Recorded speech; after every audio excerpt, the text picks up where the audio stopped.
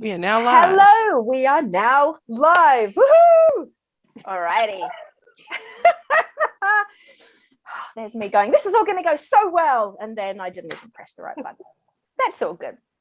So we would like to welcome the queens of the paranormal. Every time I hear that. So these two fabulous women on your screen have been investigating paranormal occurrences for over 20 years. I want to say it in that really cool voice. It's on the podcast, but anyway. And Renata. Yeah. So sorry, I'm looking off screen. I'm looking at my other words. So Renata has written a book called Newcastle Ghost Stories. She's a psychic medium. She's a professional tarot reader and owns Newcastle Ghost Tours, amongst her many other talents. Anne is the owner of Oz Paratech, an actress on multiple TV series, which impressed me a lot. And she's a professional musician, as well as all-round crack-up. So both are the hosts of the hugely successful True Hauntings podcast and have recently started hosting a live radio show on Newcastle radio called Spooky Sundays. So these women have graciously dragged themselves away from their many pursuits to have a chat with us Kiwi hags this evening. So I would like to welcome the lovely, talented, and oh so funny Anne and Renata. Hi, girl. Hi, hags. Hello. From one hags to another. Oh, I know. I think it's hags in a different way. Yeah. In what kind of way? Well, you're Haunted Auckland. Well, that's true. Yeah. Girls, that's cool. we're just hags. No, we're hags. Yeah. We're feeling it with the lockdown. I tell you that we're feeling a bit like, it's like just trying to keep it going. We just desperately want to get out and go investigate a few places, that kind of thing. I know. Yeah. So how long have you been locked down for now? Since I was 3. Feels like it. Was it July that Sydney went lockdown? Yeah, this is our second big lockdown. We had the first lockdown obviously when everything went down. Before. But this year it's since July. I've had to stop counting actually. I don't want to know how many weeks we've been in lockdown because it depresses me. So I'd rather look to mid-October, late October, we're going to be out. So I'm looking at my goal at the end rather than where the misery started. Fair enough. Well, we hopefully have an end in sight today after moving from level 4 to moving to level 3 with takeaways. So we're excited. Congratulations. I know. It's so terrible. You're doing it Indian tomorrow night? Oh, it's Wednesday. Don't Wednesday. Wednesday. Make sure you got your antacid tablets ready to go for the reflux that generally comes with it. Honestly, I've ordered so much food. There's only 4 of us in our bubble, but there's enough for the rest of the week. So,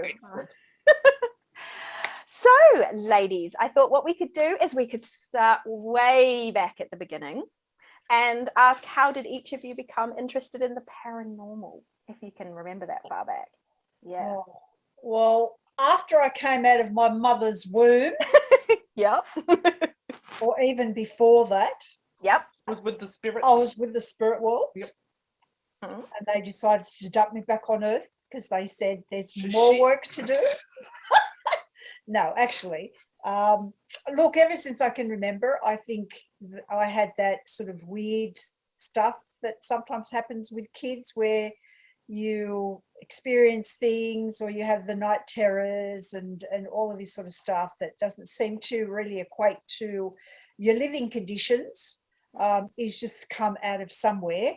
And so I was sort of sensing and feeling things right from a toddler age.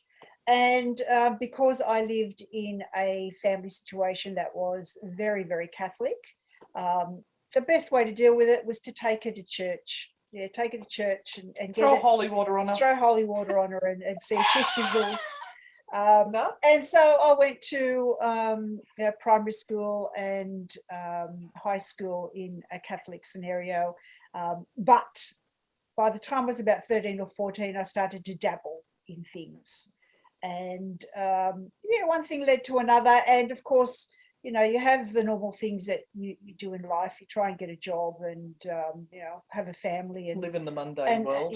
and divorce your first husband and, all those major things that people normally do in life. And of course, that sort of all got in the way. So it was only when I got to a stage where I could actually be in charge of my own life where I decided that, one of the major things that I wanted to do was get into psychic reading and healing work and, workshops for women and all of that sort of stuff. So that kind of started about 20 odd years ago. But Newcastle Ghost Tours came around in 2009, but I actually started doing the tours in 2011. And it's really sort of just progressed from there, where it was kind of a 12-hour-a-day job to now a 24-hour-a-day job. And here I am. Yeah, that's cool. It's like a dream. It's like dream job, what you guys do. It's amazing. Yeah. One day we'll make money. Yeah. Oh, you don't do jobs for money, do you? I'm a teacher, Yes. so I don't know about that stuff. Yeah. What about you, Anne? I actually had experiences right from a toddler as well, but I had no idea what was going on. I just thought it was some sort of monster that used to live underneath my grandparents' bed, and it could have been just the imagination of a 3-year-old. But I do remember one night seeing this creature shoot out from under the bed and out through the window, and I'd scream bloody murder. And it turned out that the area that my grandparents were living in was used to be an Aboriginal site. So it was probably some sort of Indigenous spirit or something that was there that I was seeing, and maybe I had ability to see it and the adults can't. How adults grow up and they lose the wonder of what the possibilities are out there. And then went through high school, was always fascinated, would read every ghost book I could get my hands on. I joined with a friend when I was doing uni. He was a psychic medium, and we gravitated to each other, and he introduced me to the spiritualist group, and I went along and trained with them for a little bit as a psychic medium, started to pick up stuff there. And he got me to do my first spirit rescue, which was really an interesting thing because I had no idea what I was doing. I was just going by gut instinct, and he was channeling something. I don't know what it was, but that was a very weird experience, that whole thing. Anyway, moving on, I just didn't feel comfortable being psychic medium or anything like that, and I happened to see a ghost hunting TV show on my niece's Foxtel. I went, you can go ghost hunting and with gadgets and lights and flash and bells and whistles. I don't need to be a psychic medium. So with that, I raced out and bought myself an EMF meter and called myself a ghost hunter and bought a black t-shirt. Do I need to do anything else? No. That's a complete... You're a professional. I'm a professional now. We've got matching shirts. That means we're ghost hunters. Seriously. For a team? Well, I mean, after that, it's sort of, you start off with various teams, and they're all shit. No. At the time, it's the right fit. But then some of you grow, and some are happy with the information they've got, and they don't grow. So, I went through all this trauma of being tearing myself out of groups that I no longer fit with, and just taking that leap of faith. And every time somebody new would come into my life that would help me learn more, and take those lessons that were pretty harsh, some of those lessons that I learned with other teams, and eventually put our path across each other's vision. And that seems to be, so far so good. I'm not going to ditch you yet. But then I've got Oz Paratech as well, which is Australia's largest online ghost hunting equipment store. Plug. Plug. That's me. Cool. Hot. Where's my aircon? Where's my aircon thing? I'm going to die. Sorry, keep talking. How did you two both meet, and what were your first impressions of each other? Oh, well. Good question.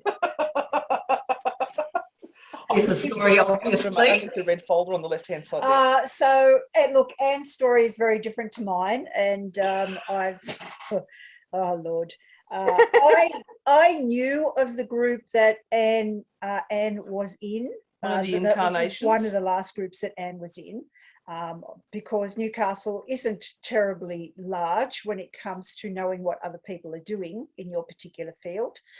So I knew of any or all the other groups that were sort of around and doing things, and we normally just kept our distance and whatever.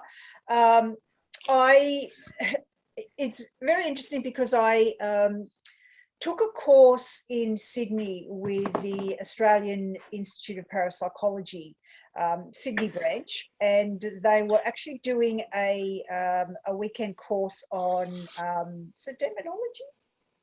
I can't remember what it was. But I was supposed to go with somebody else, and that person couldn't go. And I asked her to come with me. And how did I know you at that stage? I don't know. Anyway, I think I came on one of your tours. Yeah, I asked her. I'd started to headhunt her at that point.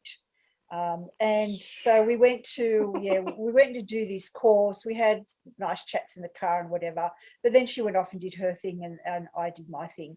And then a year or so later, I was doing a cruise, a ghost cruise. And the issue was that I can't go on a ship because I get awfully nauseated and I need to be killed, or I scare people. So I needed someone to take my place on board ship to represent the business. And yes, Anne was my second I got choice. sloppy seconds, but that's second okay. choice. The first person said no, that they couldn't do it. I'd like to thank Beth for saying no. And so then I asked Anne, and Anne said yes. And we kind of started from that point on. Yeah. So what did you think of me during all that time? Well, I actually I actually wanted to work with you, so therefore I would have thought you were okay. Okay. Right. Okay, you can suck up a bit more than that, but okay. No, I'm not going to. So she knows my story. So I found out about Renata. I remember being her pointed out to me at a fair somewhere, and she was very quiet and just standing back watching everyone, and the people are with, oh, she's a bitch. She's just such a bitch. And she's got every haunted site in Newcastle and nobody else can get to it. She hogs them all. And, so I've looked at her and gone, oh, yeah, she's a bitch. Look at her looking at us like that. And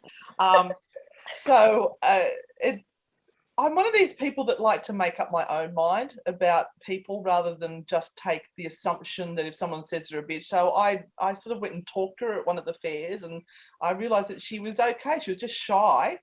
And that's when I think we ended up going to that course. I was surprised. I was really shocked when she contacted me and asked me would I like to go. And I think that was a crossroads for me. I was sort of like, I don't know this person. And at that stage, I was quite shy, believe it or not. So I took a leap of faith and went. You know what it's like when you get burnt a couple of times by people. You don't necessarily have a lot of trust left when it comes to meeting new people and going, well, I'm going to open myself up to you, or I'm going to try and form a friendship or some sort of a bond.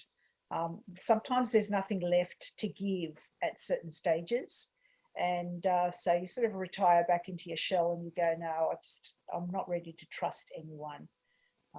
I think we all got to that stage. I'm sure everyone that's been in the paranormal for long enough will have gone through that sort of a stage at some point in time, at some level. And we made a vow at the very start when we started to work with each other that we would never go into business with each other. Absolutely would we never combine our businesses. It was never going to happen. 3 days ago, we actually signed the forms to form a partnership. We've done it. We are now a partnership. Nice. So that's going to be the jinx now, isn't it? No. No. No. Okay. No. It's going to be good. So Anne, I've got a question for you. How did you pick what items to sell in your Oz Paratech? Paratech, Australia's biggest paranormal equipment store. Plug. And what is your favorite item to recommend to people Or- from your store? Okay, so what I decided to do was to go with the makers and the creators and the inventors rather than the people who rip off and make copies of the original items. When I first started off, I didn't have access to some of those original people, and I did try some copies and they broke. Sometimes they didn't even work when I got them out of the box, or they had a very short lifespan, and my husband and I just made the decision that we were only going to buy the best equipment from there on in and someone who could offer good support. So that's why we now work with DAS, who do the SB7, SB11s, tiers, millimeters, REM pods and that sort of thing. And we work with Ghost Stop, who offer the S box and the Rook and the Boo Buddies and things like that. Also with Centex, because I absolutely love the Eddie models that they've come out. I actually got one of their very first ones before it was an Eddie. Beautiful bit of gear. Just so impressed with the quality of that. And there's one that I ditched recently because they couldn't be professional. So I'd rather have a smaller amount of items to sell, but of the best quality. Now, as for recommending what people should use, I get this question all the time from people saying, well, I'm starting out ghost hunting, what should I buy? And I say to them, what are you trying to achieve? And that will give you the answer to what you will want to buy. Are you wanting to capture ghosts on film? Then you need some sort of camera. Are you wanting to look at it scientifically and through changes of environmental conditions and what is happening around you to see if there's some sort of disturbance? Then you're going to need to go with temperature and EMF meters and what's the other one, the sonar and all that sort of stuff. So depending on what they're answering, if they want direct spirit communication without mediums, then I'll say, well, you'd be best off working with instrumental transcommunication, which is the spirit boxes and things. But my biggest bugbear is that people don't know what they're buying. They don't understand how they work and what they're actually using them for. They just see it on the ghost hunting TV show and they go, that's it, I've got to have one of those. That will prove there's ghosts. And no, it doesn't. Half the time it's just that it's showing that there's a change in the environment and it's got nothing to do with ghosts. So that's my biggest bugbear.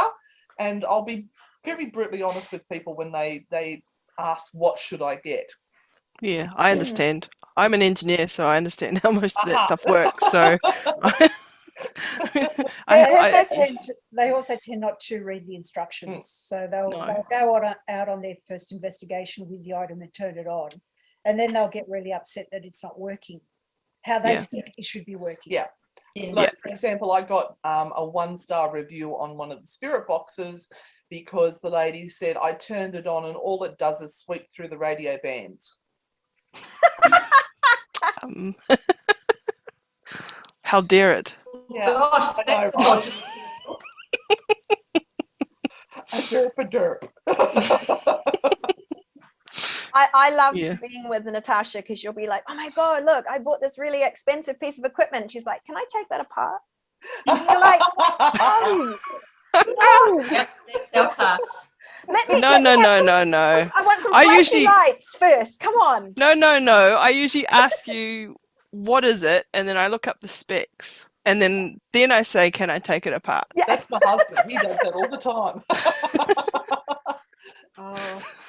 No, she's good fun. All right, so we'll Is it fun having an engineer on your team? It is actually, because you'll be like, oh my gosh, I just saw this amazing shadow person.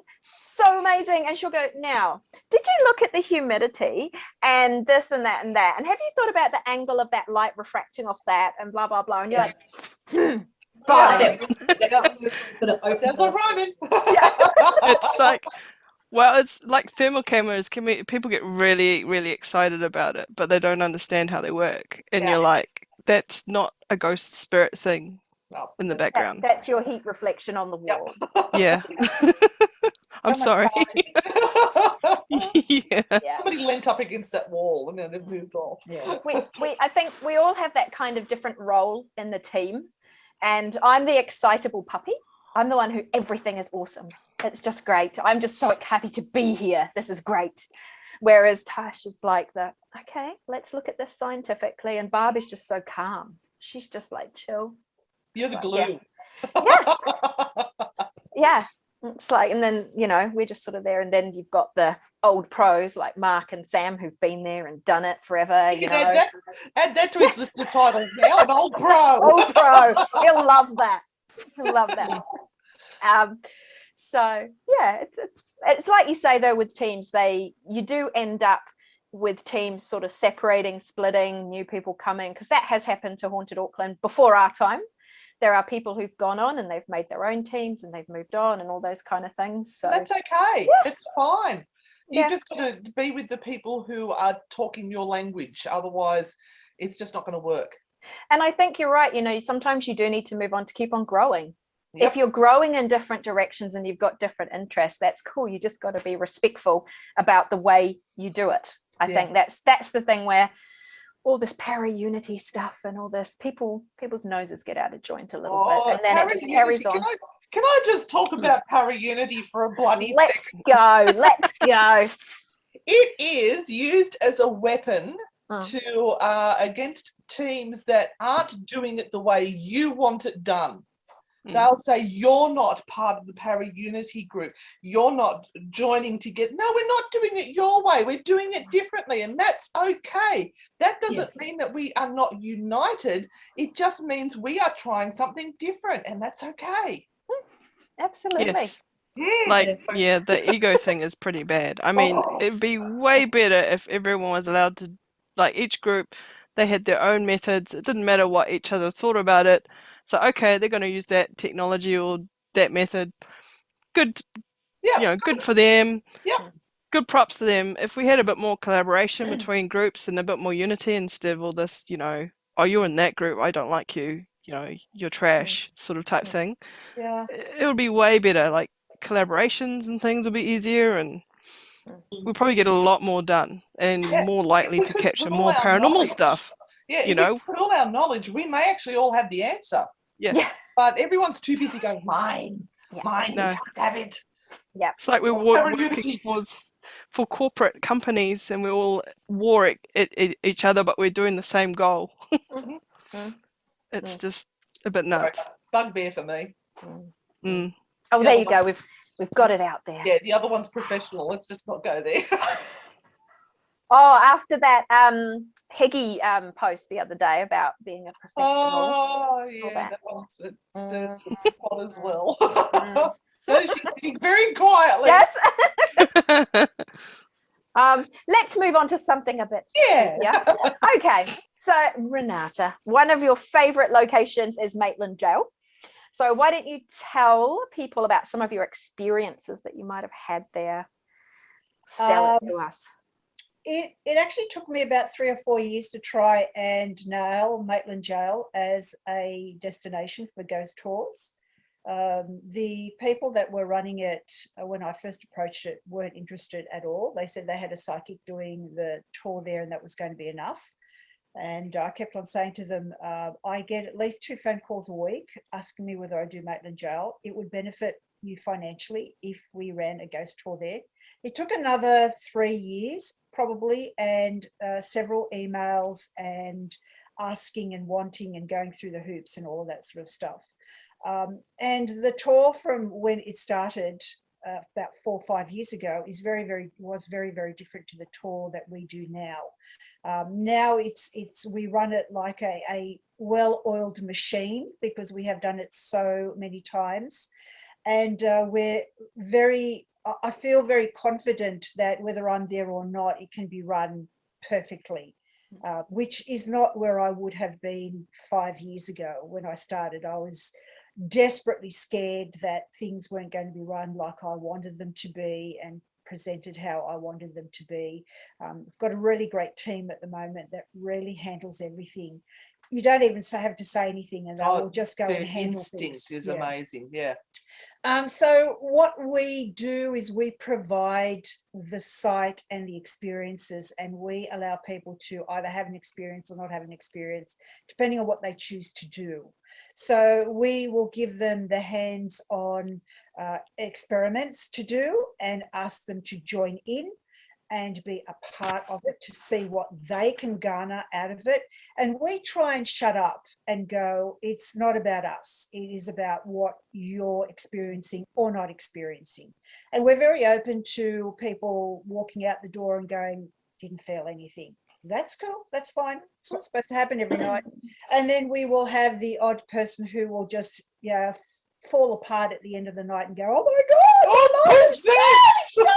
and all of this sort of stuff. And we're thrilled for them, absolutely thrilled.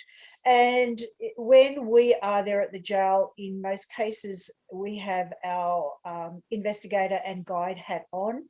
And so it's not about what we are sensing, it is about what they are sensing. So we're just interacting from the point of view of where we're watching them and allowing them to have the experience in a safe environment. We get to have our experiences on those rare occasions when we might be doing something at the jail and no one else is there, or we've got some time at the end, or we've had a fleeting experience while we're waiting for the next group to arrive or whatever. And so experiences are few and far between, but we have had some weird and wonderful experiences. Probably the weirdest experience I've had at the jail was being accosted in one of the toilets, which was quite like, oh yes, okay. I walked out and I went, guess what just happened to me in the toilet? And this was right before introduction to she was the group, flustered. to the group that had arrived for the night, and I've gone, oh, okay, right. And then from then on, of course, anyone who comes in, I say, if you need to use the bathroom, that one there or that one there. If you want a good time, that one there. So yes, let's just say one of the ghosts got a little bit too friendly that particular occasion, and it's left. I like the older lady. It's left a shut up. It's left a mark. It has left a mark. But, right. Now I will go in and just say, don't touch me. So that's kind of been my experience. Yeah. Don't touch me.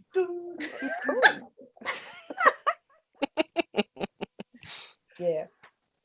Oh. Awesome, thank you. Okay, so what is your favorite paranormal tour location and why? We get asked this all the time, and the issue changes. is it changes because we're excited to see what the next site is going to be, and the best sites are the ones that we go into for the very first time. So we go in raw. We've never been in there, and so we're and the fresh. adrenaline is pumping. We're fresh to that particular experience. It's beautiful to be on sites for years and years and years, but they become like your friendly, the best friend that you have. And so you go, hi, how are you? And you kind of know all the ins and outs and the spots and everything. But to go in really fresh and excited into a new place that you've never been to before is probably the best ever experience. And we have gotten to do that when we've gone overseas and we've gone to particular places and experienced things with other tour participants that have been crazy and quirky and very, very interesting. My favourite one in Australia would be Maitland Jail, because that's where I got to see my first full apparition. And the overseas one, probably at the moment, I would say Loftus Hall, because it was really run down and wallpaper peeling off the walls, and we got the opportunity to do some solo vigils in there. I can't say anything really exciting happened, but the atmosphere and knowing the stories behind it, even though we know they're all bollocks, it was a fantastic location. I got a buzz out of that one. The problem is that there were so many people because it was one of the last tours that they did, public tours. So they really piled the people in, and it was continually pitch black So you would walk into a space and you had no special awareness of what was around, only by what the person was saying. And I found that very difficult because I like to see where I am. Oh, I love being in the dark hole somewhere. So we're very different. But yeah, I did enjoy Loftus Hall. Yeah, it was good. Because it was such a struggle getting there. And I loved being up, talking about the Pontefract House, 32 East Drive. Being able to be blindfolded and sit up on the landing up there by myself and try to taunt some action. That was fun too. Come on, Aimee, throw some that rocks might at me. Yeah. Yep. Sorry, what was that? Might have to get Aimee to do something like that at our next investigation. Yeah. Dark room, they're like, blindfolded. Somebody needs to sit in a dark cupboard that's very haunted with the door closed. Oh, let's send Aimee. Okay. To be fair, I went in first and it was fine. Yeah, that takes away all the fun when you're like, it's fine. Here, look, there's nothing in here. Look, and then I'm going, Oh, there's something in there. It just wasn't bothered with me. no. I see. I'd be worried about cockroaches and spiders. Oh, I like those. It's fine. No. We've waded through, ankle deep dead carcasses of pigeons and stuff in some of these old buildings, and we should probably be wearing masks about now, shouldn't we? Like, yeah, but it's all good fun. It's all good fun. All in the name of science. That's true. Right. That's right. That's true. You're a ghost hunter. Aimee has a teddy bear called Brandon, which has a proximity sensor inside his head. So she's deconstructed and then reconstructed, much to her daughter's horror. This is not Oz. This is not Oz Parry Tech. Safety 101. That's right. He's got a little thing on his head. Yeah. Yep. So And a giant rock in his bottom. He's got a rock in his bottom, so he sits stable and he won't wibble. Yep. And he's way cheaper than a Boo Buddy. Yes. We're working our way up. Yeah, we're working our way up. You also have a teddy bear and a doll called Gertie. Tell us about how you use them on investigations. Well, she uses Gertie to scare people. Yay! So always there is a point on every investigation when Gertie comes out, and she just loves to stroke the hair so that the eyes light up, and just watch the reaction on everyone's face. So Gertz has had a rough life. She's had a hard life. She's got a broken leg. Oh. So she's got. Hang on, I'll just turn her on. Just excuse me. So she has an EMF meter built into her chest. So that's to pick up on electromagnetic fields. As you can see, it's going off, not because there's a ghost, but because we're in a room full of EMF. She also has a wire through her hair, which is for a proximity sensor. So as you go near her, the eyes flash. So that's Gertie, and we love her to death. I love her mainly because she does look terrifying. She very rarely goes off, so when she does, it's really quite interesting. But she has a boyfriend now. Yeah, I really don't approve. So we have another member of our team who's got a male doll. What's his name? Jerry. Oh, Jerry. Jerry. He's quite handsome. Jerry the doll. And they sit together at Maitland Jail staring at each other. Can I just say that Jerry's been forced upon Gertie? He is traumatized. He is one of those ventriloquist dolls from the 1950s, and he is hideous. I'm sorry, Karen, but he is. Oh. I mean, we would use Gertie in a location where supposedly there are children spirits, and you're trying to put down an object that would be more familiar looking to them rather than technology, which if you say, come and touch my K2 or my EMF meter, then that is something that is magic from a person from time before who doesn't understand what this is. It would be magic and maybe something the devil's put there, but a doll is a familiar looking, well, that's the concept behind using those sorts of things, but I just use it to scare people. Yeah. Well, that's how I- Brandon got made. yeah. Basically, we have a location we go to quite frequently, and we believe there's a child spirit there, and so we've been trying to use various objects to try and engage and that sort of stuff. So, And she yeah. cost me a bloody fortune too. She came from England, and Oh. I think she ended up costing me about $400. Oh, wow.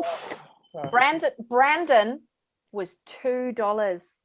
$2 from the charity shop. He's a proper Build-A-Bear. He's proper quality. Wow. How much was how much was the REM pod though? The REM pod was more than that. A little bit more. That came from England, but hey, that can get pulled out at any time and put wherever. It's not stuck in there. So Very clever use of it though. I approve. yeah, there you go. Woohoo!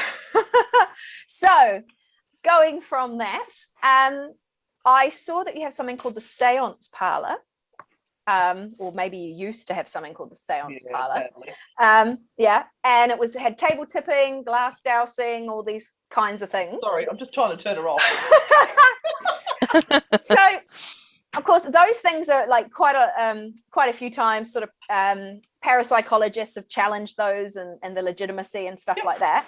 So, how do you kind of tell when it's a genuine spirit? Communicating through the table tipping or whatever, or someone else who's very well intentioned, but it's ideomotor or whatever, because desperately want that Ouija board to move or whatever else.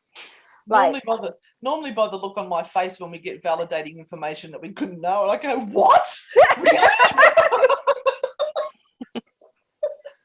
Seriously, when we used to do this, the reason it started is because we used to do it as a demonstration on the tours for people to see some of the Victorian seance style of communication. So, and we'd explain the idiomatic movements of the table and all that sort of stuff. But then we'd start to get messages that were coming through that were very personal, and we'd end up with people in tears and like healing tears, and we're going, we're not really sure what's happening here, but this shouldn't happen on a public tour. So we said, all right, we'll do it privately, and we'll have like 3 or 4 people come over and they can, do the session with us. And we'd start off the session with some table tipping, and normally I worked with music, so I would just have a song that would pop into my head, and I'd get it out in Spotify and play it, and we'd say to the people, just listen to the songs. If it has any particular meaning to you, don't tell us now, tell us at the end. And lo and behold, it turned out this music was having specific meanings for the people. It was the song that the father and daughter danced to at the wedding. It was the song played at a funeral, or that was the song that I heard playing on the car radio when I found out someone died, or something like that. And we realized, oh, well, that's interesting. And the table would be rocking and rolling. We had some levitations, but generally not in a public tour. That was a public sitting. Because we don't believe in doing it in complete blackness. We would have semi-lit conditions, red lights, so people could see what was going on. We had luminescent tape around the table, so people could see where everyone's fingers were, luminescent tape around the bottom of the table, so people could see nobody's feet were going underneath it. The table, it was weird, wasn't it, when the table would move? It was almost like, when you pick up the phone and you speak to someone, you recognize their voice. Sometimes the way the table was moving, you'd recognize certain spirit guides that would come through because they would move it in a certain way. So that was the first part of the seance, and that would raise the energy, and people would be laughing, they'd be singing along to the songs. And then we'd switch over to the glass dowsing, where you put your fingers on the glass and it would slide all around.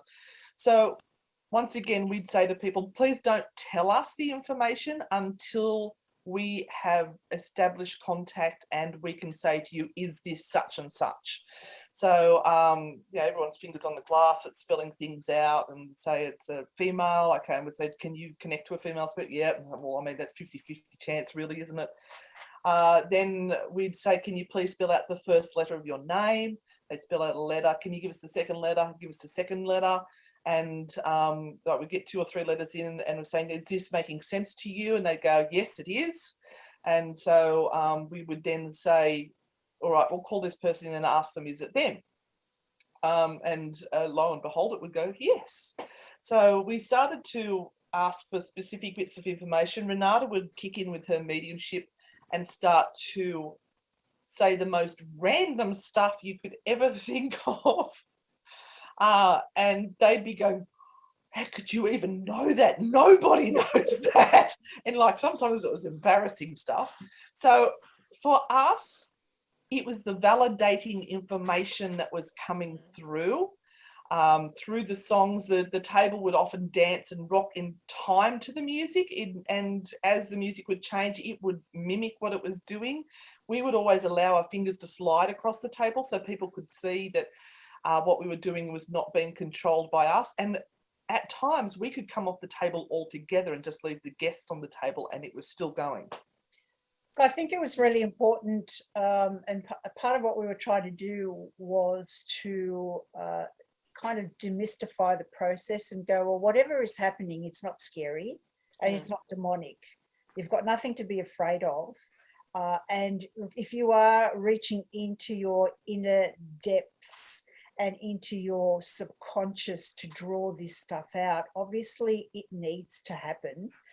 Because many people would walk away feeling as though a huge weight had been lifted off their shoulders, or they could finish off some business or get on with their lives. And you know, we had nights where really it was just so difficult. We were thinking, please just go home.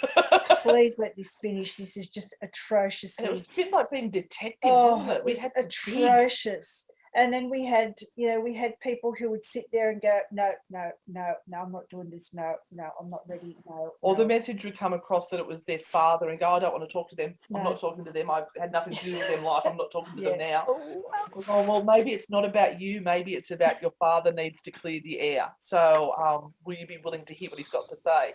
And by the end of that session, that man was in tears, and that had started to heal something that happened to him.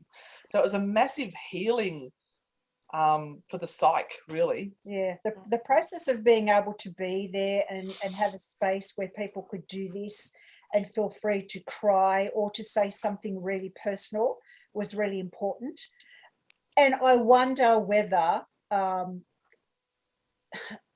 because there are particular types of skills that you have to have when you're trying to do this. You just, it's not as though everyone can come onto a board or onto a sitting and be able to direct the conversation well and to know when to pull it up and when to stop. You have to have training in that. You just have to. Some of it can be intuitive, but sometimes you're dealing with people who have particular stories and particular traumas, and you need to know when you've gone too deep, or when that should not be touched, when you should pull back, or when it's appropriate just to dip in a little bit further because that one extra step will take them to a place that they need to go to. And if you don't have training, I fear that people can get themselves into predicaments that they really shouldn't be in. So Renata has qualifications in counselling, and I'm a trained high school music teacher, so I have got some psychology under my belt as well, and I survived. So I'm high school teacher too, so I'm you understand. excellent at the teenage manipulation management. But it was, I think the most profound thing that we had happen to us during one of those sessions was this sisters that came in. Oh, yeah. And one was very frail looking and didn't look like she was very well, beautifully dressed, hair done, makeup and everything. And they sat at the table, and sometimes she would just put one finger on the table, and sometimes she would just sit with her hands in her lap. And she seemed to get a lot from the session, and there were loved ones there with her. And Renata was saying, I think there's some sort of illness around you at the moment, but your loved ones are all surrounding you. We got a message about 6 months after we had done that seance from the sister saying that her sister had the final stages of cancer. She died a week after that seance, but she died with such relief knowing that there was people there waiting for her, and she got so much peace from the whole session. So that was just like, wow, this is not just shits and giggles. This is a big responsibility. Yeah. That's Yeah, it huge. taught us a lot. It really taught us a lot. Yeah, we enjoyed it. We hope Yeah, to get back I to miss it it. at I some really point. do. Mm. Yeah. I might just jump in here, Barb and Natasha, just to put a couple of questions in from people who are watching, if that's Yep. possible. Yeah, Yep. go for it. So let's have a look. Where are we? Let's find some. Annette would like to know what your family think of your profession. Oh, well, my family's dead, so it doesn't matter. Well, you can ask and still. No, my mum and dad are passed. It took me a long time, well, with my husband, that it was pretty well, straight away. I told him what I was up to and everything. He also was told by people that I was a bitch. So there you go. It's worldwide. And It is what it is. and he was sort of okay with it all. My girls really kind of don't care. They're kind of just mum's weird. And my mother-in-law has warmed to the whole idea, but everyone else has passed. They're all passed. So yeah, there are no complaints from that side. My husband sort of was a team member with me for a while, and he is fascinated by the whole subject and we love to discuss things and nut out the alternative possibilities for what was going on when we see things. He's my go-to person that if something happens, I go to him and say, can you give me other explanations for what might be happening? So he's my debunker. And my eldest son thinks I'm a little bit crazy and everything is dust, but his eyes go very wide at some of the stuff that I do. My daughter is sincerely interested in it, but it doesn't dabble in it. But all their friends think I'm really cool. And my dad's still with me. He just says, oh, all that spooky stuff. I think he's amused. I mean, he's 88, but he's amused that I've made a career out of this. That's cool. Yeah, I get some kudos with my students, but my daughter's like, oh God, Mum, she goes, are we doing the history stuff again? Like, yes, we are. Yeah, she's 10. She'll grow into it. It'll be cool one day. Yeah. So Laura would like to know, what was one investigation that made you realize that perhaps you were on the right path?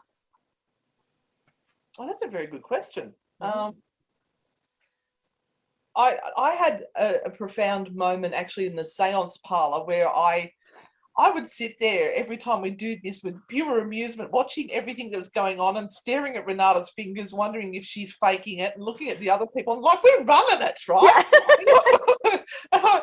I still can't wrap my head around what's going on, even though I know all the scientific explanations for what's going on. And I had a song pop into my head and I'm going, oh, I don't, because I would always say I'm a psychic brick. I've got nothing. I just make it up as I go along. There's nothing. And I've got, I don't even know if this is a song or what it is. And I'm looking it up and I put on the theme to Peyton Place. And the woman opposite me has just gone, and her friend's done it as well. And I've gone, does that mean something, does it? And they went, Peyton, is that you? And it was her daughter that had passed. Mm. There wow. is no, what that word wasn't even a normal word in my vocabulary. It's not a TV show I've ever watched. It just popped into my head and I suddenly went, shit, I do have ability, shit. And I freaked out. I actually had a moment that I freaked out and I thought, no, what I'm doing is it's good. All right, I'm going to explore this. And that was a pivotal moment for me. So I don't know if it answers the question, but So you're a psychic jukebox. Yeah. yes, I like it. I'll Put take that on the front of True Put that on your Hauntings. LinkedIn, on your CVs. Yep. It's because I refuse to acknowledge it any other way, and I don't know whether it's a fear But I have a degree in music, so music is my thing and it's my safe blanket. So it's probably the safest way that I would have allowed them to communicate with me. I've become braver since then, particularly with my oracle cards, and our oracle cards is that I will have a go at reading, and people say that it's good. Sometimes it's shit, but you know. We'll get those out soon. Yeah. I think you always have to have a bit of skepticism about how good you are, because if you kind of think you've reached the pinnacle of success, then there's nowhere to go. Oh God, the more I learn, the less I know. And so you've got to, like, I think for us, it is this kind of hop, skip and jump from when the last time we kind of really got something astounding to the next time we get something really astounding. And that's not to say that in between it's just blur, but it's those moments where you go, there is no way on God's earth I could have known that. Yeah, even if you say that to yourself and go, there's no way on God's earth, I don't know where that came from. There are those moments where you go, okay, I trust what's coming through, and I trust what's going on. It's so hard.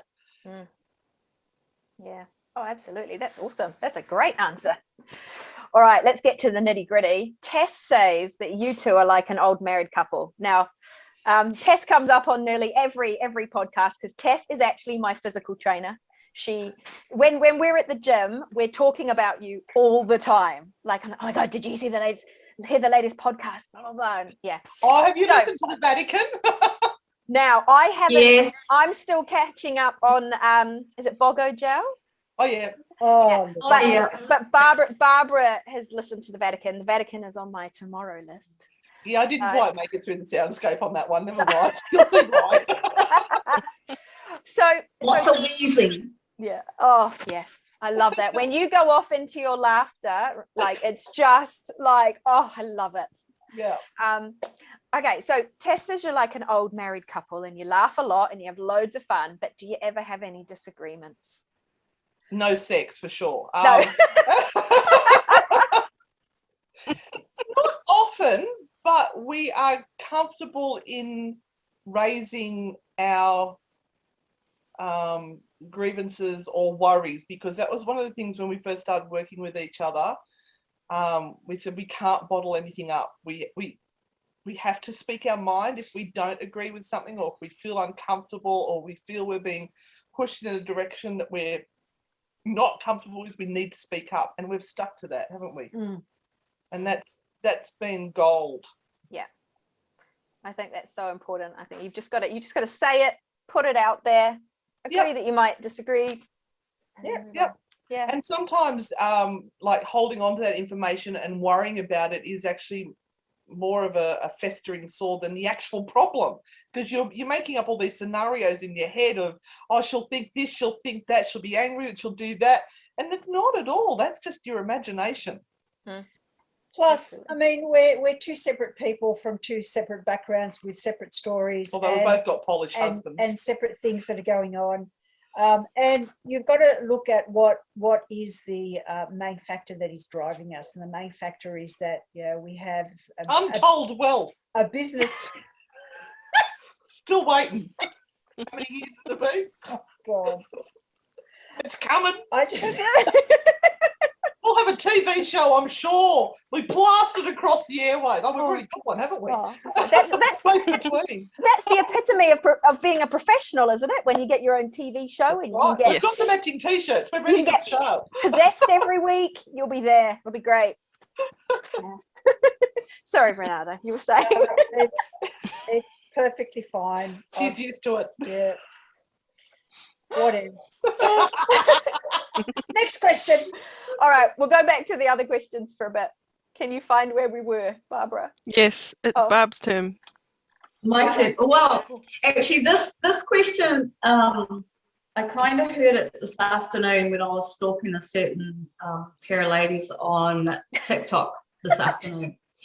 And the question was, if you could haunt anyone in the world, who would it be and what would you do? That's so good. Yeah, look, I get bored really easily, so I could not haunt someone for a really long time. and just be happy with that. I'd have to be a free floater and haunt a lot of people, because I seriously get bored. I have to do 10 things at once, or I'm just bored within 5 minutes. So yeah, I'd haunt someone for a little while, and then I'd go, oh, I've had enough of you, I need to go somewhere else. For me, probably it would be more about haunting a site and seeing who else haunts that site, rather than haunting a live person. There's not that, there isn't anyone at the moment who I would be intrigued to haunt. Like, they're all, a lot of people are assholes, let's face it. Why do you want to haunt them? But the sites that are there, with the history that's there, let me at that, and let me see what else is there, or who else I can make connection with. That would be awesome. I'd haunt Renata. I'd become one of those attachments, demonic attachments, that annoy the shit out of her for the rest of her life. See that happening too. Thanks, Anne. You're welcome. Yeah. Just I don't want to see you in the shower, please. Right. Been there, done that. I've got a question here. You produce a weekly podcast called True Hauntings each week. Which location has been your favourite to research so far? Oh, there's there's many. so many. The stories, and I get so disappointed every time you do one. It's fake. Driving me Just one insane. place that's really haunted. Please give us one place that's really haunted. I really enjoyed doing 30 East Drive at Pontefract. That was fun. The stories associated with that, with the auntie that didn't believe, singing Onward Christian Soldiers, having a jug of milk dumped on her head, and there was no reason for them to make those stories up. There was no benefit for them to make those stories up. There is now. They're making money out of it, but at the time, We liked Humpty Doo. Humpty Doo was Humpty fun. Doo was good. And the original Amateurville, that's the very first one. That's what made us realise how deep these holes were, and the deceit that has gone on in the background behind these hauntings. That really blew my mind, because we were handed this task. We actually didn't think to do a podcast, and we got picked up by a management team, and they said, we want you to do a podcast. Here's the podcasting gear. Go do something. We're like, okay. And so they just do something. It will grow. And so then we did Amateurville, and that's where it all started, really. And we're now almost 50 episodes in, or 40 episodes. No, we're mid-40s. Going up to the 50. And we've had about 140,000 downloads of those 40 episodes. So we worked out that's about 3,200 per episode. That's insane for a first-year podcast, and we're so honoured that people are loving it. We're loving it. The format is brilliantly, like, just the way it's organised, though. It just works, because some of us like love the history, which is like me, the geek. I'm like, oh, tell me all about that stuff, and then I'm, oh, now give me the ghosts. That's cool. and then I'm like, logic. Yeah, and then I'm at the end and I'm going, is it real? Yeah. No. Is it this time real? No. Yeah. Like, we're doing one right now that we're going to record tomorrow, and we're going to have to change up the history a little bit, because there's legends and there's history, and then there's ghosts, and then there's reality. So the format will be slightly different. That's interesting. So how long would you say it takes from start to finish? You pick a topic, you start to research it. But are we talking like months? Are these dragging on? We don't, because we've got to pull this together. We've got to do a minimum of one a week. Yeah. And sometimes we try to pull out, if we've got to be away a week, we try to get 2 done in a week. Wow. And it's hours and hours of research, and then going through the raw material and forming it into a story so that it all gels together. And it's frantic. I've just spent all day today just working on it, and I'm not there yet. So we're supposed to record tomorrow. I'm sorry. And sometimes it doesn't gel. Sometimes we get to a place where we go, there's not enough meat and bones in this We one. chuck it. It's just like, Wow. I don't like it. I'm not getting anywhere. I don't have a feel for it. And we go, no, let's choose something else. So that's happened too. Yeah. Wow. Yeah, that's huge. Okay. And there's some we're sort of avoiding as well because they're just such big, well-known ones, and there's some of them have been in the news lately, and like, oh, I don't really want to touch them at the moment. Yeah. Well, and like most people would say, well, surely that's the time to hit it, but I think it's just oversaturated. So some of the Conjuring ones, we're just leaving those till later. Oh, well, they're going to be hating on them. I was going to say, yeah, whilst you're talking about the Warrens, what is Oh, It's a So, trap. It's a trap. what's your opinion? Are they legit with embellishment, or are they? What are your thoughts? I mean, obviously, my attorney has said I have the freedom to say nothing. They were No. given the opportunity in the Amityville horror case, Hmm. and they were brought onto that case as the psychic mediums. They did a walkthrough of the house and declared that this happened here, this happened there. Ed had a personal experience in the basement, and the stories grew from that.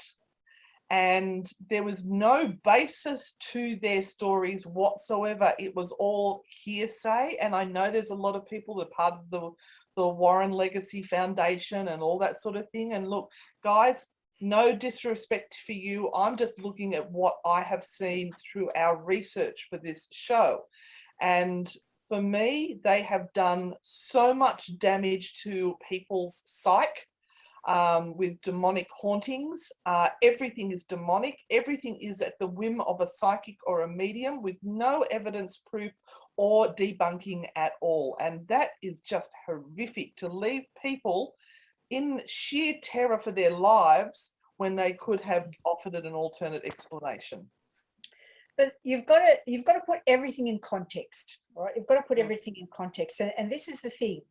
The Warrens had their time at a time when the satanic panic had taken over the world. But they were also partly responsible for Yeah, stirring that up. But it was a particular time. And so you look at that time, you look at the information that was available to people, you look at the people of influence, and you go, okay, I'm going to put that in a little box and I'm going to tie a ribbon on it. And that's the end of that. The trouble is that when you take that out of that context and you place it into the now and go, we're still going to run with all of that, knowing that things have now changed. We've learned and we things. have different information, we have different ways of doing things, and not being able to expand on that and go, well, it was said in that way and that made sense for that time, may have been wrong, may not, but get it. It's also But it's during not a right Christian now. time where everyone was sort of at church on Sundays, and Yep.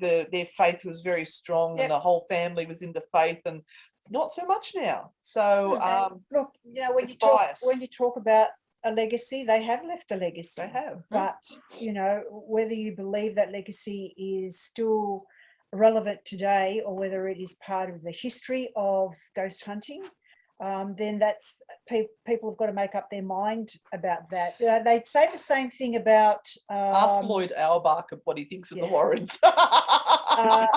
they'd say the same thing about Zach Bagans in a couple of years. Oh, I think they're He already left a saying legacy, that or he's now. leaving a Yeah, legacy. we're already there. You know, is he doing good or is he doing bad? You will find people that think he's the most wonderful thing, you know, that ever existed. Then you'll find other people that will say it's the biggest crock of shit ever. You know. And there's really great ghost hunting TV shows that have gone to air and have come down because they're not as scary as Ghost Adventures, because they all want demonic. They all want people to be scared and running. Nobody wants to hear it's okay. It's just grandma making sure you're okay. Yep. Right? She doesn't like the teapot sitting there. She prefers it over there. Yeah. Like, guys, it's not a demon. No. That doesn't make good TV. Yeah, it won't get you sponsors. Yeah. No. Or new things for your museum. No. True. Oh. All right. I'll stop hogging, Barb. You can go back to your questions now. Yeah, can we go back to the podcast? Yeah, sorry. So we're going to say, well, I'm going to say, I'm probably one of your newest fans. I have joined your podcast thing Today. on Spotify. So I'm going to say, everyone loves the True Hauntings podcast. What? Which podcast do you listen to? Do you listen to other ones? Yeah. Aside from Absolutely. And the number that I've come across and gone, what a load of shit that is. They've gone on for 20 minutes and all they're talking about is their assholes. There's absolutely no content. They're just talking about what they we're had not joking on about the that weekend, either. what they had on the weekend, at the barbecue, whatever, and let's get down to the story. And so we're always on our toes, or I am, going, yeah, is what I am providing good enough information? And I don't know that until I go and listen to other people's, and I can go, well, I need to push my game up because they're providing something really awesome. And that's something that I could do on our podcast, or no, I think the way we're doing it is good. So we're always looking at other people's podcasts. One of my influences would be Dave Schrader from Darkness Radio. I used to listen to him for years before we even looked at doing our own podcast. And I loved his mix of humour that he would have, but yet seriousness and knowledge about the topic. And that's what I hope we bring, is that we are fun. We do have a laugh at things, but we have knowledge as well. And I think sometimes people see us having a laugh and goofing off and thinking we're just idiots and we know nothing. We are constantly studying. Right now, I'm enrolled in the University of Edinburgh doing a parapsychological course and having to use dictionaries to look up the words, what they're talking about, because I've got no idea. So we are constantly pushing ourselves. Renata's doing necromancy and something else. And it's like I'm doing hoodoo online, but that doesn't mean I'm now a hoodoo practitioner. It's so I can understand the perspective of somebody who is having a possible experience they think has to do with voodoo. So I'm trying to give myself knowledge in all these areas. So Dave Schrader, I just love to death, and Tim. And I love Patrick Keller and the Big Seance. That's one that we do like to listen to. We were listening to Mysterious Universe there for a while. I haven't listened to them for a while though. But yeah, we do. Cool. Awesome. Yeah, I agree with listening to different things and different people. Like, for instance, my auntie became a vicar, and an Anglican one, and part of her becoming a vicar is they study all the other religions, which often other religions do not. It's like you have to study this and this is what you believe in, but they studied everything. Yeah, which is wonderful. Because Which is then great. You can hear someone's story with empathy and some sort of understanding of where they're coming from. Yeah. Absolutely. All right. Next question, Tashi. Would you like? Yeah. Okay, so as a psychic, Renata, can you try to explain what it feels like when a spirit is communicating She with you jumps or like to she you? said. It's like a cattle prod's got it. And like you'd be driving along, she goes, oh, look, bloody hell. Stick your finger in the toaster, or Yeah. And look, that's just the particular way it happens for me. It always has. And so it's just a normal thing for me. And that's when I truly know that there is something going on that I need to take my awareness to and be aware of. Sometimes it's not that powerful, but that's like my 100% guarantee. I know there's something here. But for other people, it can be something very, very different, and it will be experienced differently. That's just how it happens to me. It's a very physical connection. Cool. Right. Okay, back to some more questions from the audience. Oh, are you ready? Okay. Kel would like to know what paranormal movie you would recommend that everyone should watch and why. The first Ghostbusters, because that started everything. It started everything. Yeah. And the joy and the happiness and the craziness of that movie. We can still watch it 1,000 times and we still get a buzz out of watching it, because it was just such a delight. It took you to a place that was comfortable and safe, but terrifying at the same time. So I really love that as a great basis for a movie. I have heard that one of the really great movies to watch is Carrie, the original. Yeah, the original. Because it really shows the disintegration of someone who is pushed and pushed and pushed by society, and then reacts and has an absolute mind-blowing meltdown where she just gets literally taken over and becomes something else that leads her to her do psychokinetic abilities that have been let loose. Nobody's helped her. Yeah. So they're kind of my two choices. What do you Nice. say? The one that started it all off for me was the original Amityville Horror.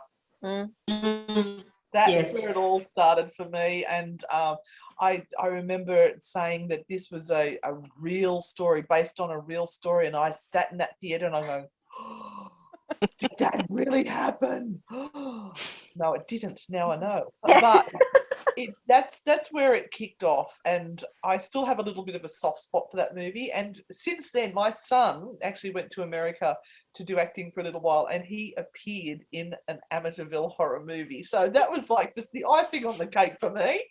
We won't mention what it is because it's a shit movie, but he did it. There is one that I can't remember what it is now, though. It's about a female paranormal investigator. And it's very sensible, and I quite liked it. It was good storytelling. But anything with the Warrens in the Conjuring series, avoid like the plague, because there is so little truth in there.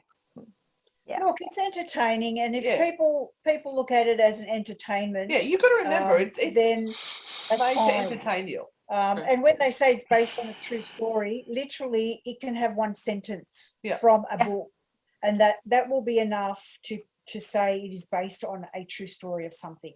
We all went and watched the Conjuring, the latest one. The Devil Made Me Do It, or whatever it was. I can't remember what was in there, but they said something, and I've actually laughed out loud in the theatre. I've just got it was when the fellow came up to the house. Oh yes, and there was that the Exorcist moment. The lamppost and the light, and everything, and you're going, that's the Exorcist. Yeah, but they did that deliberately. It was a nod to it. So I thought that was funny. I had a good laugh at that. Who doesn't like a good Easter egg? Yeah. You should watch Supernatural with Dean and Sam, because they know everything. I grew up on Dean and Sam. It's really funny actually, because I actually have adult night terrors, and I've forever, and I often have those dreams where you're running, and no matter where you go one room to the next room, it just carries on, and you're trying to do whatever. And at certain points when I actually can get lucid enough that I want to get myself out of a situation, it is always Sam and Dean who come to my rescue in my dreams. Always. I don't know what it is. It's wow. It's kind of creepy, but it's They're your safety blanket. I like it. They're always really tall. They're your guardian angels. Just call them in whenever you need them. I'm quite happy to have Jensen and Jared as my guardian angels anytime. Don't tell my husband. Now, we've got one more question. So Laura has asked if you have tried Huff's Paranormal Spirit Box and what your thoughts are about it. Now, I'm going to be honest, I don't know anything about the Spirit Box. Well, I have to say that I'm using the app, the newest app that he has, and I like it. I don't. I like it, and we're happy to she'll say I'll say I'm happy to use it over here. I want to try it over here, and we'll say just as long as I'm not near it, we'll be fine, and that's fine. I like it because it's different, and it amuses me. It amuses me to see what comes out of it. And I love the fact that people, It's something that people can hear, and They can be part of it. yeah, they can be really part of what's going on. That's what used to drive me nuts about psychics and mediums, is they'd be standing in the corner going, oh, I can see someone over there, they've got a big hat, they've got a black cloak, and I'm going, well, that's all well and good, I'm seeing nothing. You could just be making that up and I don't know. Whereas if you've got something in your hand and something's happening, you can analyze why is it doing what it's doing. And look, with all these spirit boxes and things, it's all experimental. And there were people that will jump up and down and say it's all crap, it doesn't work. And then there are other people who have amazing experiences with it. So is it, and this is what we study in parapsychology, is it the investigator that has the psi ability that is influencing these objects to give some sort of interaction? And it's not anything to do with ghosts. It's actually their ability to manipulate at a distance these objects to do something. So they are the ones that will, they're thinking that the answer will probably be goat, and they'll hear goat. It's because they've been able to affect this equipment, and it's been proven that those sorts of abilities do exist. And once you enter down the parapsychology hole of who influenced who with what, with their thought forms, you just get head spins. Yeah, had- cognitive bias. Yeah, we had Like- the most one of the most amazing experiences on Norfolk Island using the spirit box. And we were in the RSL there at Norfolk Island, and there's a wall of memorial photographs of those that have died in different wars. Or served in wars. And we had a group of people who were sitting at the kind of a far end of the club, and they were sitting at a table. They weren't facing the pictures or anything. They had headphones on. We probably had 6 people on with headphones and a spirit box plugged in. And we weren't really getting anywhere. We weren't really getting any really deep connections until I walked over to this wall of photos, and I said, okay, guys, I've had enough. This is getting boring. Let's do something here. Show me where you are. Show me where you are on this wall. And all of a sudden, these people that weren't even looking at the wall, didn't know where I was, didn't know what I was doing, were leading me to specific photos and giving me information about those photos that they could not see, and they could not hear my questions. And this went on for like 45 minutes or so. It was astounding. Yeah. Left, up, stop.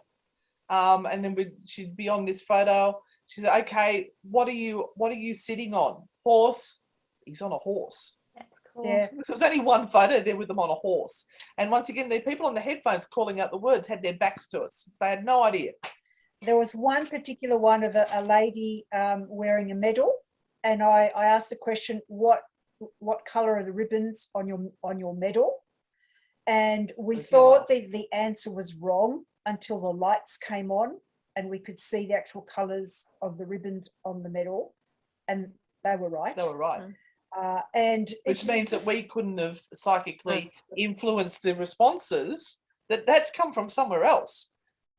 So yeah, look, it's all of these things that, like, you go, yeah, whatever, until something happens, and then you go, okay, yeah, I've got to think differently about this now, because that actually happened.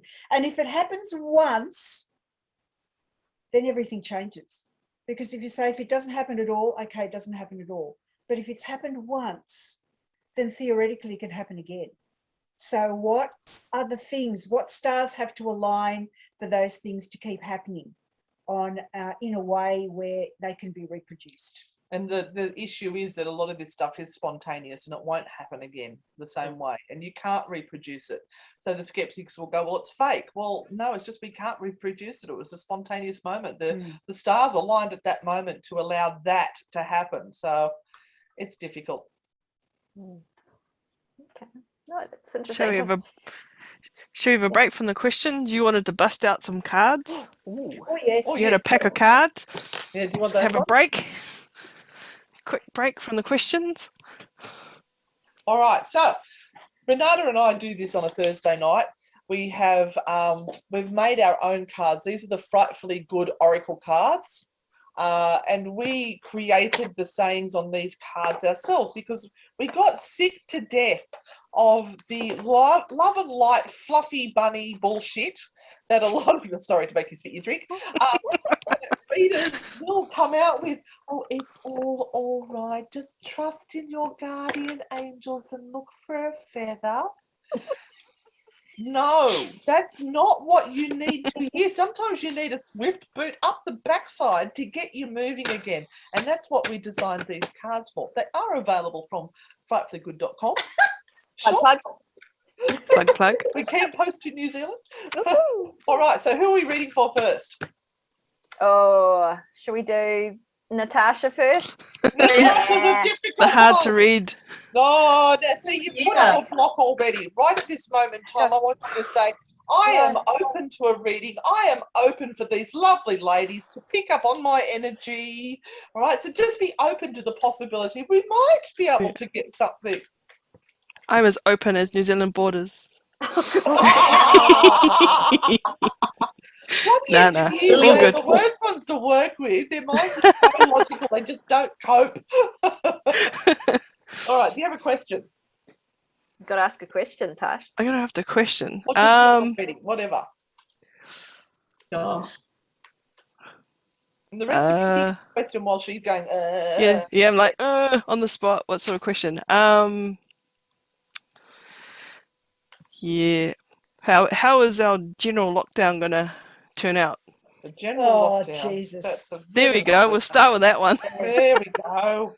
Since I'm sure everybody wants to know.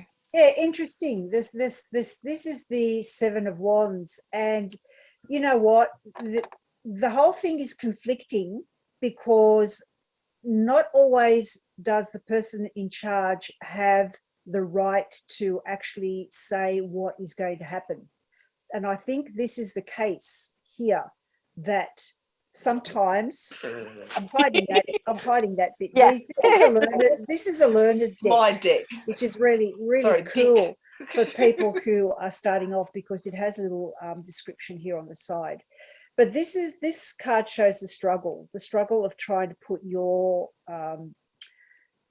thoughts forward on what should happen, and everyone else has a piece of that pie as well. And I think sometimes it's whoever shouts the loudest will be the one that ultimately decides what's going to happen for that week.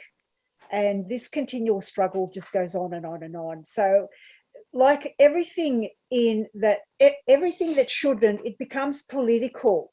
And this is where people forget that there are real people behind these stories that have real lives, and they've got to get on with these real lives. And everything else is just a political game, which is the difficulty. And that's where I think you guys are stuck at the moment. We are all stuck, that there are people in power who want to have things done properly, but there are a whole lot of other people that have different opinions, and which opinion is going to be the right one that comes forward. Okay. So I think there's two messages here. One is for the general people and one is for you specifically. So are you going to follow your head or are you going to follow your heart? Now, I know that's back to front there. So logic tells us all that we have to do what we have to do, even though our heart is saying, we're over this, we just want to get out, we just want to go and hug our friends. But for you also, this is to do with your logic and your brain thinking all the time. In actual fact, you're a bit of a soft marshmallow on the inside, but you've got this exterior that you like to put around you to say, I'm all logic, but inside you're actually a softie. Love from the teddy bear. They got you. Definitely. Yeah, you're next. Oh, so Aimee's next. All right, what's your question? I haven't got a question. Will the Indian give me reflux? That'll be us both on Wednesday, because we're getting it from the same place. Let me think. Should Ooh. Well, she doesn't want to give something away. no? Should Should I take the risk of traveling overseas next year? Well, we are. Mm.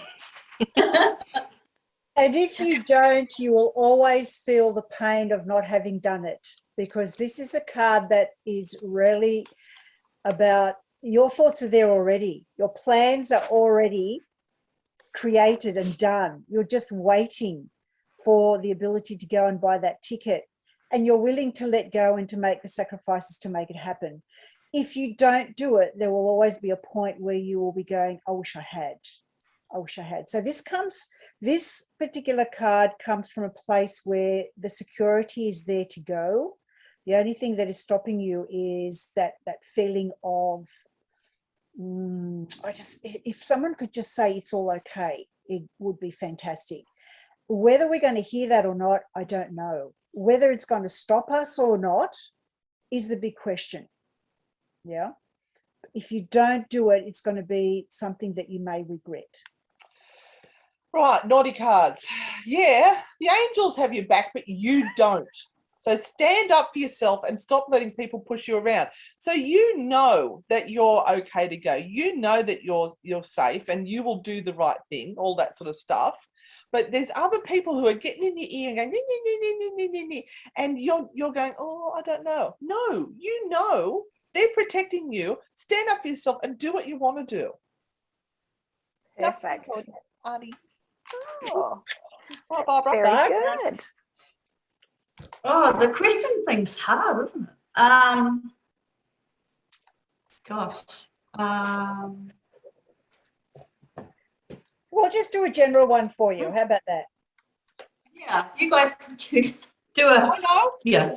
What does your guardian angels and guides need to tell you right at this moment to improve you as a person? How's that? You know what? I was going to ask for a question what my biggest obstacle was right now. There you go. So, I'm psychic. I was thinking about that question because I do have a few things going on. So the biggest obstacle. You have the strength card, which is a card that can suggest that sometimes you are too allowing, to like stand your ground.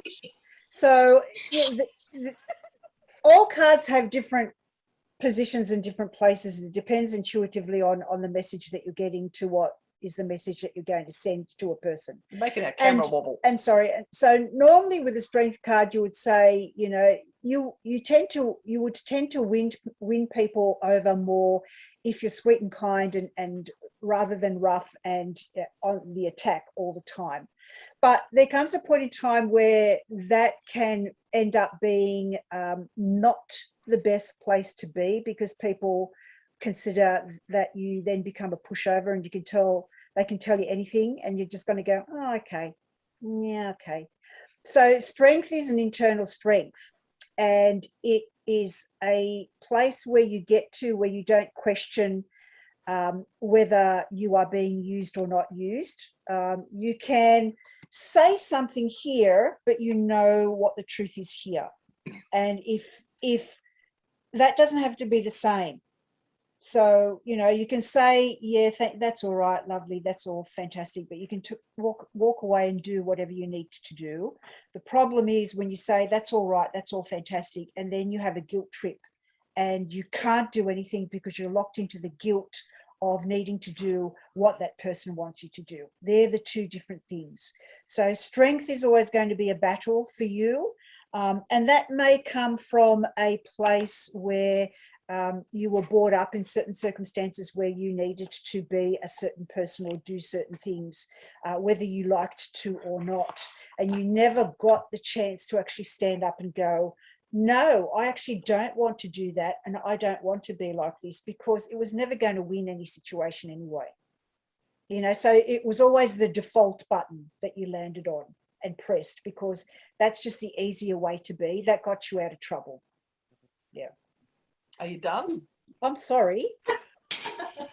All right, on to the oracle cards. a little fairy told me that your dream is about to come true. So, girlfriend, you need to dream big. I think you hold yourself back a little bit because you think, I don't want to dream too big in case I fail. Dream bigger. You need to dream bigger because you can achieve it. Nice. I'm short and sweet. Sorry. Oh, that's really cool. So that was, yeah. That was very cool. I don't know about them, but mine's awesome. So, Actually, mine was pretty spot on what I was thinking about with both, actually. well, my travel in particular, I mean, there's places I'd like to go paranormal wise, but actually my nan died last September, and we're all desperate to get back to the UK to sort out her house and all that sort of stuff. And sort of, I just feel like there's things there that I need to be there to sort, and I don't know what they are yet, but I feel I need to be there. It's a refueling of the soul too. But it's that whole, if I can't get a place in isolation here, I can't get back, and I'm a teacher and I have to get back, and it's that fear of that sort of thing. Mid-December, we're all going to find out all the rules, so just hang in there. Not much longer now. Okay. We're planning to travel next year as soon as we can, and as long as we can isolate at home, as long as they're going to allow that, we're ready and willing to go. I'd go tomorrow if I could. That's what we need over here, but at the moment they've just not got enough rooms in the isolation facilities and everything right now. Apparently they released, 3,000 rooms today, and they had something like 32,000 people applying for them. Wow. Yeah. There's too many. It's an absolute bun fight at the moment, so it's pretty scary. We're nearly there. Yeah. There are advantages of living on an island, and there are disadvantages of living on an island. That's it. They're also using MIQ for the people who have COVID within the community as well, so you can't self-isolate at home. So they pull them in. So there's less beds now. Because of course we were all hoping that there's a Paracon in Melbourne in March or something, supposedly. Yeah. Don't know if it's been cancelled yet or what, but no. So we're sort of going, oh, come on, that's only a little jump over the ditch. We could do that. We're all really keen to come over and represent for New Zealand and also meet all the other teams, but we'll I guess have to wait and see. See if we can It's get like out. a March, isn't it? March. Yeah, that's cool. All right, we got some more questions for you that have come in. So this one will be up your alley. So Laura asks, what is some advice you have for someone who wants to study the paranormal? What would be a great first step to study? Get Zach Baggins' Ghost Hunting for Beginners. I've read that dummy's book. I joined the team, and the first thing I did, I went to the library and look what I've got. I can be an expert now. It was actually slightly readable. I was quite surprised. It's just the author makes me shiver. So actually, I'll show you the books that I use. I wonder whether he had anything to do with it, actually.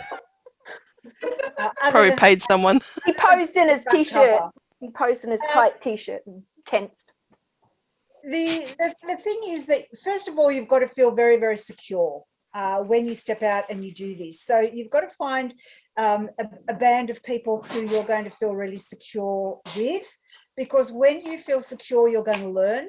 If you are in terror, or if you feel that you're not being looked after, that experience for you is just hurtful, and it becomes something that becomes trauma. And you will always be looking for that security in every other team or every other place you go. So the idea is to get enough information under your belt so that you kind of know where you stand, but also look for people who you can trust and who you can question and who you're going to feel secure with going out and experiencing these things. And that's why tour groups and established groups like yours or ours are fabulous, because we have our sites that we work on that we know really well, and that we can sort of kind of guarantee that, if you go out onto this site, we will look after you. That isn't anything that is a reality when people just go out on their own. They're faced with whatever comes their way, and that might not necessarily be all paranormal. It could be the person around the corner that's just got out of their car and has got a baseball bat in their hand, and wants to ruin your day, and you've got to work out what to do with that. Yeah. For me, I would avoid, I'd go and look at lots of places, lots of teams, lots of tours, but if they are talking about any sort of religious side of things to do with the paranormal, then they have a bias that is already set in, and they're going to be viewing through the eyes of their bias. And it's really hard to find people who aren't biased. I am incredibly biased towards some things, but I like nice, simple, easy to read books, and I really recommend ones like this. This is Lloyd Auerbach. He is my hero. Ghost Hunting, How to Investigate the Paranormal. It's so simply read and written, and he has a whole series of hauntings and poltergeists, ESP, hauntings and poltergeists. He has little stories in there that help you understand it. So there's just all technical talk. It's some stories that you can grasp the concept that he's trying to put forward. He also does Professor Paranormal. He does free little workshops and tuition thing. You can ask any questions whatsoever. But whoever you choose to learn from, nobody should make you feel stupid for asking questions. Nobody should laugh at you because of the way you think. People should be there to help you, encourage you, give you a different perspective. By all means, learn about the religious aspects of it, just so that you understand where these people are coming from. But understand that there is huge bias, and they will distort things sometimes. So that's just my tips. Cool. So tagged on to that, Mackenzie has asked, what are your thoughts on reincarnation? I'll tell you when I get back. Once again, it's a personal belief. They, in parapsychology, they call that survival. What is it? After death survival. I can't remember the little acronym they use for it. But it's the believing that you've been here before and lived your lives over many times. I don't know. This is something I really don't know. I'm open to it. I don't have any personal experiences of reincarnation that I can remember. There is a kind of a scientific base that says that more often than not, people who come back and who have reincarnation stories are more based in places where that is part of their religious philosophy and their culture.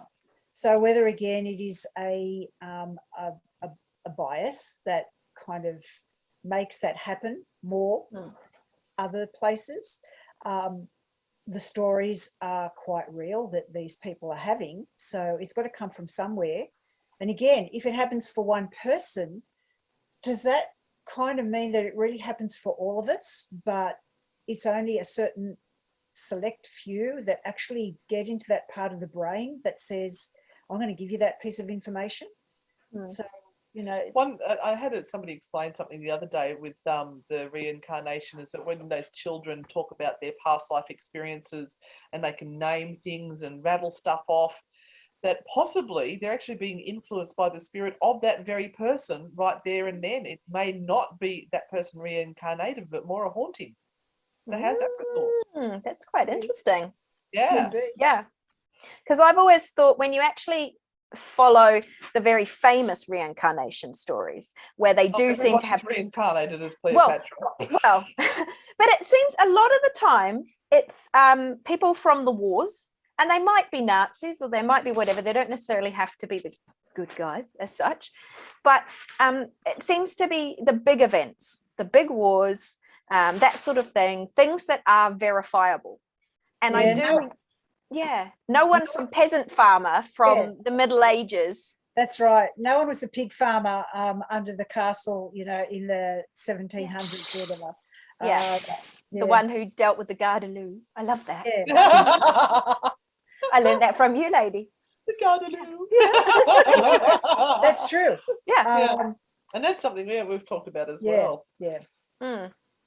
So So that to me, when it's big names that come through, I guess I was Cleopatra. I always go to, that sounds like ego talking more than anything else. wishful thinking.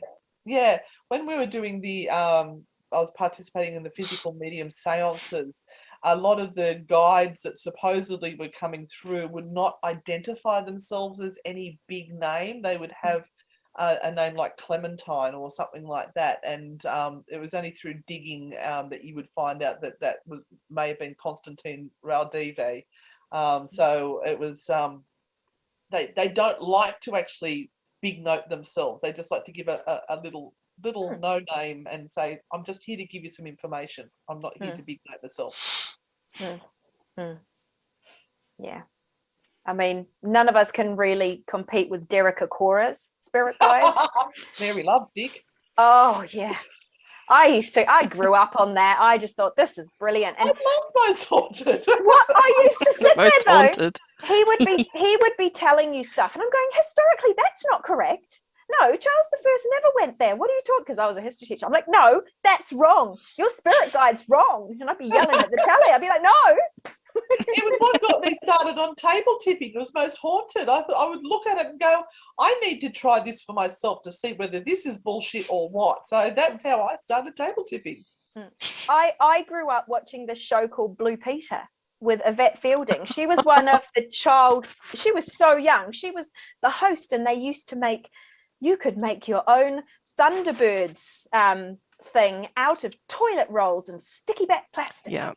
And it was like, oh, and so when she went on to ghost hunting, I was like, whew, this is legit. This is Yvette. This is, yeah. I felt so sorry for the makeup and hair lady. They used to always drag her down to the dark, dank holes, and she'd just freak out screaming. Like half the episodes is screaming around and petrified. I do have to say, one of my favorite things about being in this team is that I've got one of those night vision cameras, and it makes me green like a vet. And I always want to put the eyeliner and stuff on, just so it's like, oh, yeah. I just do not wear black leggings when you've got night vision camera. So we have found out, because it looks like you're naked. That's one for Mark. Mark, are you listening? Yeah. That's one for you to try next time we go. Thank you. Yeah, if you want to scare ghosts away, wear black leggings. Yeah. We used to have this experiment where we'd put people into cells and we'd have a camera on them, and you'd watch back at base to see what was happening. And this poor lady was in there with these black leggings on, and everyone was just pissing themselves laughing. She just looked like she had no pants on. Oh, No pants, no problem. That's it.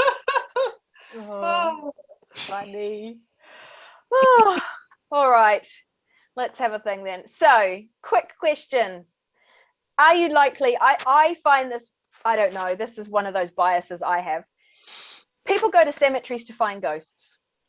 I don't understand why ghosts would be hanging around cemeteries. I would much rather go somewhere else to try and find spirit. So what do you think? Would you go to a cemetery deliberately to find ghosts? Not anymore. When I first started, I did, because I didn't have many places we could go to that were free. And there were some local teams that were running tours in one of the cemeteries, and that's how I actually ended up starting off running tours with that team. And look, I had some theories. Why would they still be there? Did they not realize they were dead and maybe were hanging near their mortal body? Were they hanging on to a vanity of not leaving their body? Were they scared to leave and go to the other side because we've all been told we're going to be judged and go to hell? So that was my theories as to why there would be ghosts in cemeteries. But Renata has a better theory about it. Do I? What oh, right, okay. That's all right. I need a reminder. Yeah. To make it sound intelligent. Look, if you think about the history of cemeteries, it's some of the most holy ground that there is, because every time someone gets buried, a priest comes in and blesses that particular spot. So the preparation that goes into a burial site, the words that are said, which are all about laying a body to rest, the goodbyes that are done, offer a closure. But often you will get families, especially not nowadays, but before, where the whole process happened at home. So the body was laid out at home. The family would bring the body into the cemetery and bury it, sometimes under the cover of darkness with no words or nothing. Just let's bury it as close to holy ground as possible. But there was a lot of mourning that also happened. And I think sometimes maybe a spirit hangs around or is there because of the mourner that comes and divulges part of themselves at the gravesite. You'll go up to a gravesite and go, hi, this has been happening, that's been happening, I miss you so much. And those words, just like any residual haunting or theory of residual haunting where energy can seep into the environment and stay locked in there, the same thing would happen at a cemetery where you might have this wailing and this trauma that would go on for days, years, months maybe. And that can sometimes lock a spirit in where they might want to be there to give solace to the person who comes and needs to grieve or continues to grieve. Why you would find really demonic things at cemeteries is beyond me, because if you think about it theoretically, except for Edinburgh. Yeah, well, that's we've got layers there as well. We've got layers because that space was not only a space for burying people, but it was also where the covenanters were held. And they were alive while they were in there. They died in the process, but they were alive while they were in there. So it's also a different kind of thing if you've got layers on that particular ground and you've got all those different things interacting. But in normal cases, when you're going to a cemetery, the whole idea is that these people have been laid to rest. And so they should be at peace, theoretically. So yeah, it's not where you would find someone really. You sort of grow out of it after a while. I've owned 3 houses and 2 of them look directly onto cemeteries, which I didn't realize until like my husband mentioned it. He goes, this one hasn't got a cemetery, are you going to be okay? I'm like, oh. But I love cemeteries. I find them such a peaceful place. There's a fancy name for people that like cemeteries, but I do. Yeah, I just love walking through them and reading the headstones. And yeah, I do too. Yeah, I go and I tidy up people's little half-dead flowers and I do all that sort of stuff. I love it. And even Edinburgh, when I walked through, Edinburgh graveyard, I was like, no, not really picking up anything. Mind you, it was the middle of the day, but it was pretty grey. It was winter in Edinburgh. But I was like, come on, I want to feel something. And no, it was just really lovely. It was just, I don't know.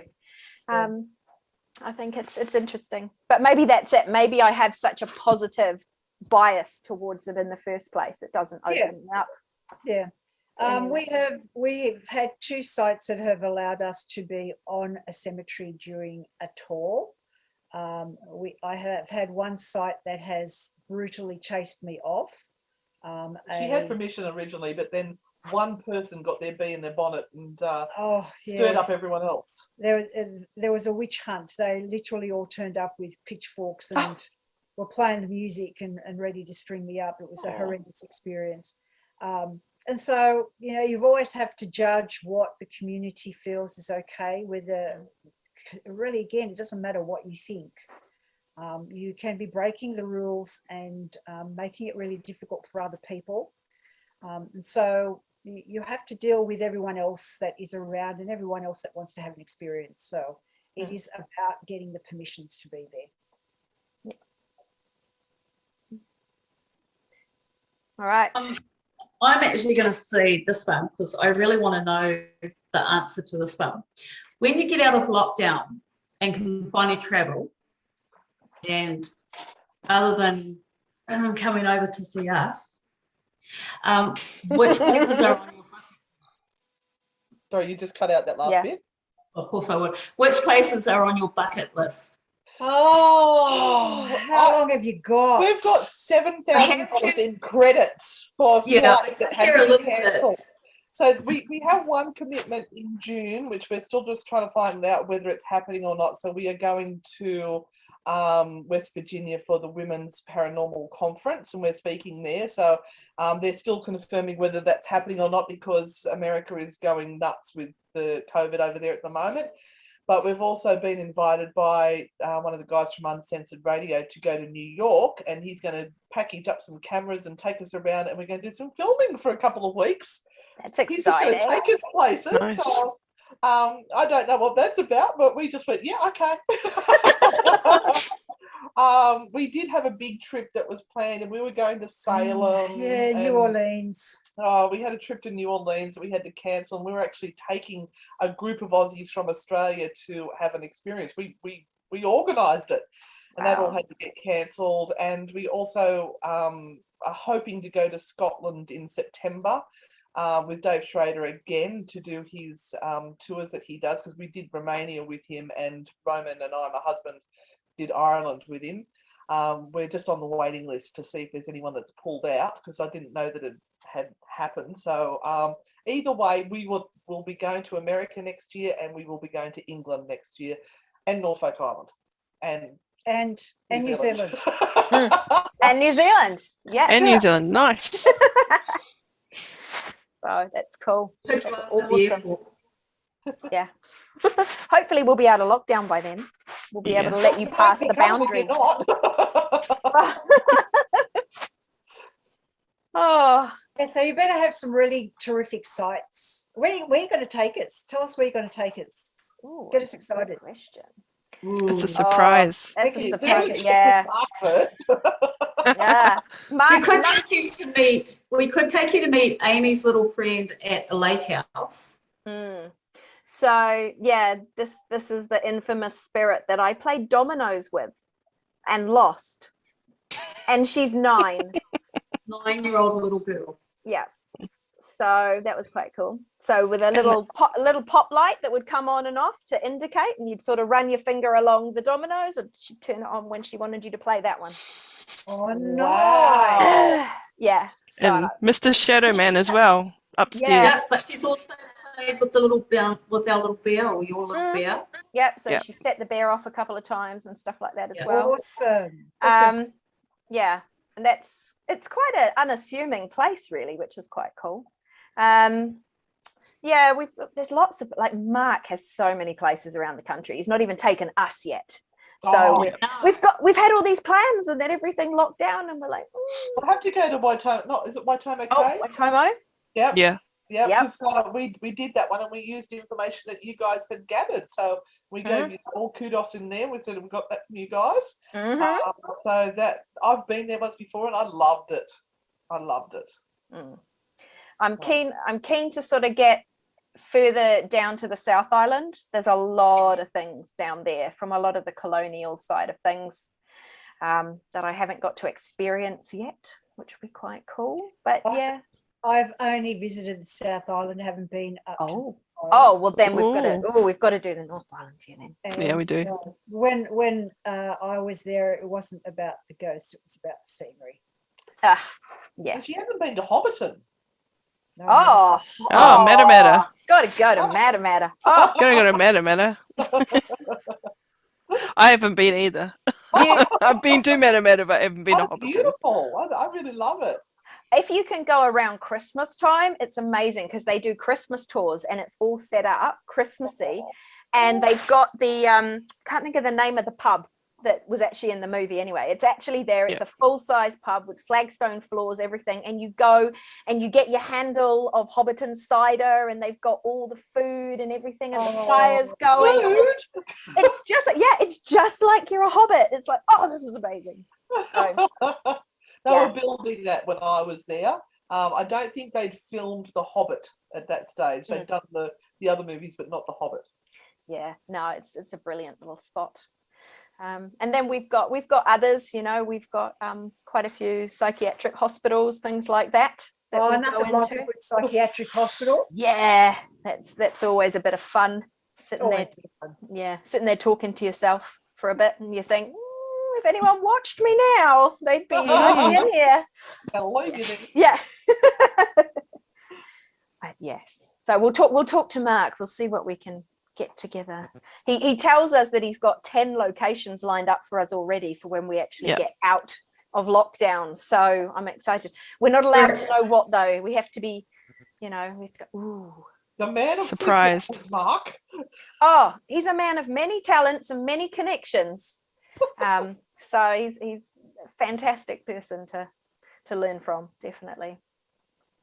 That's probably where we might leave it tonight, I think, because it's nearly 10 o'clock here.